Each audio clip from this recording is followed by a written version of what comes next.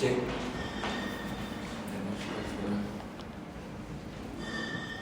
How do you feel about your depth at 10? And by that I mean, do you feel you get exactly like for like whenever you have a situation like you do this weekend? Well, Sim, to be fair, I mean, Goosen, there isn't like for like with him. He's obviously a guy who's played 13 for a French top club and won the top league. He's played fullback.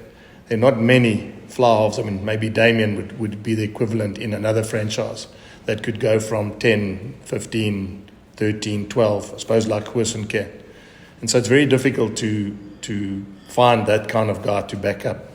But Chris has got his own strengths. He's calm, he understands, he studies the game, he's a good student of the game. He gets, him and Harold get on really well, talking about off and on the field. So there's a little bit of something there that also works for us.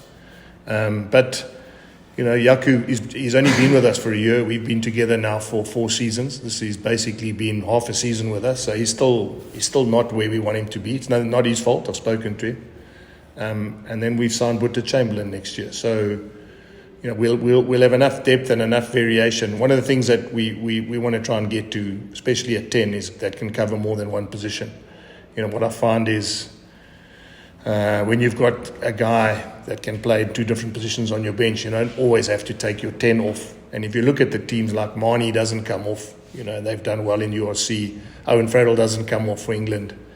There's logic in it that the good sides leave their 10 there to play as much time at 10 as possible. And the guys on the bench can either play 10 or they can play another position. Like Damon McKenzie can come on at 10 if they need him to, or if he has to go to fullback, he can play fullback.